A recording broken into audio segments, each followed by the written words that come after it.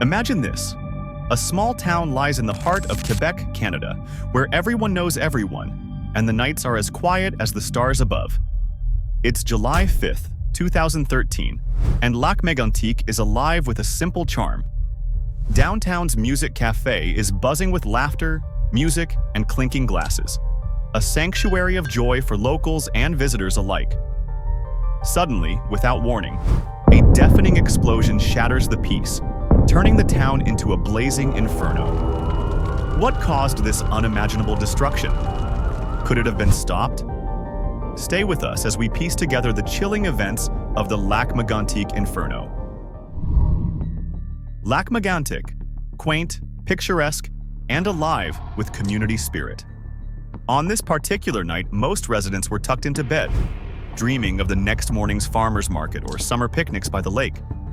But not everyone was asleep. The music cafe pulsed with life, a place where friends gathered and strangers became friends. Little did they know, danger lurked miles away.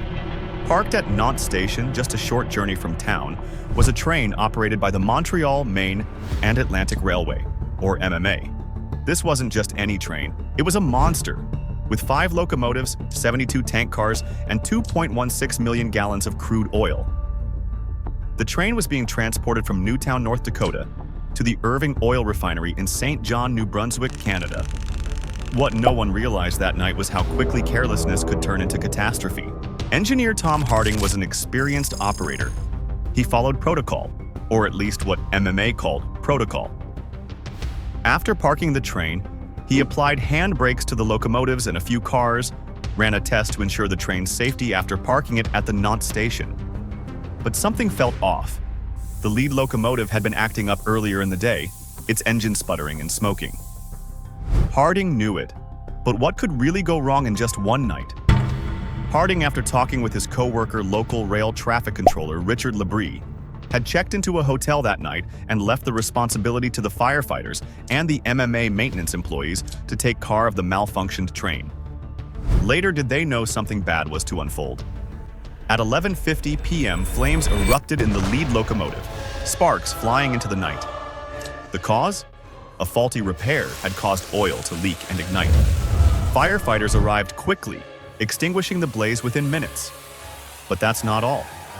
Little did they know that by 1 a.m., the train had suddenly started moving. A firefighter returning home from the very train it took care of saw the train rolling at high speed without any headlights or horn sounds or anyone inside it. But how come? Was this planned? Or was someone hiding in there? The steep slope from Nantes station to Lac Megantic was unforgiving, dropping 4 feet for every 100 yards. As it picked up speed, the weight of 10,000 metric tons and 2 million gallons of crude oil became unstoppable.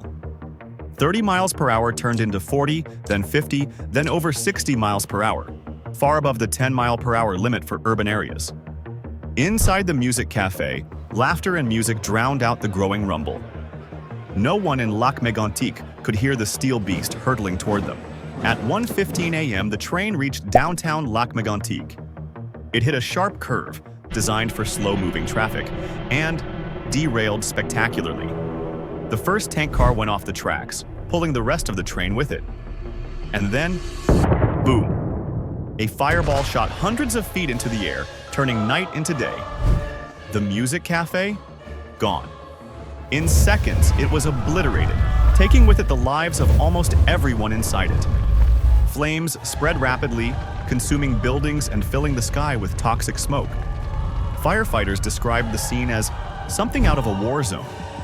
Over 1.5 million gallons of crude oil spilled, igniting a blaze that raged for 2 days. But the horror didn't end there. 47 lives were lost that night, most burned beyond recognition.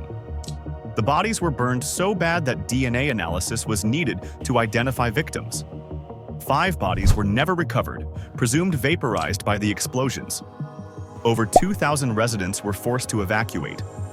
Downtown Lac Megantic was left unrecognizable, half of it destroyed and the other half contaminated beyond repair. The Chaudière River and nearby lake were poisoned with crude oil, turning pristine waters into a toxic wasteland. How could something so devastating happen? The answers were as shocking as the event itself. When the firefighters had come to initially stop the fire when it was parked at Nantes station, they had turned off the engine to kill the fire, unknowingly severing the air brake system that Harding had set initially to prevent the train from rolling away. MMA's maintenance staff had arrived, but shockingly, none of them were trained operators. With the engine off and only a handful of handbrakes applied, this massive train was sitting on a steep hill, relying on sheer hope to stay put. Harding had applied only a fraction of the brakes needed to hold the train. Why? Because it would take a lot of time and labor. MMA's decision to cut costs meant using low-quality parts had failed catastrophically, which was the reason the train had malfunctioned in the start. This wasn't an accident. It was a perfect storm of carelessness and greed. The aftermath brought blame, lawsuits, and public outrage. 3 MMA employees faced criminal negligence charges but were ultimately acquitted. Critics argued they were scapegoats for a broken system. Meanwhile, MMA declared bankruptcy, leaving others to fund a $450 million settlement for victims and survivors. But for many, no amount of money could erase the trauma of that night. Today, Lac Megantic has risen from the ashes. Businesses have reopened and life has slowly returned. But the scars, both physical and emotional, remain. The memory of July 6, 2013 lingers in every corner of this town. The Lac Megantic disaster wasn't just a tragedy. It was a warning. A chilling reminder of what happens when profit is prioritized over safety.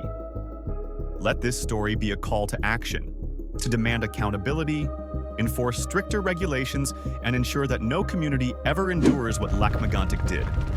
If this story moved you, don't forget to like, share, and subscribe. Together, we can honor the victims by learning from the past and fighting for a safer future.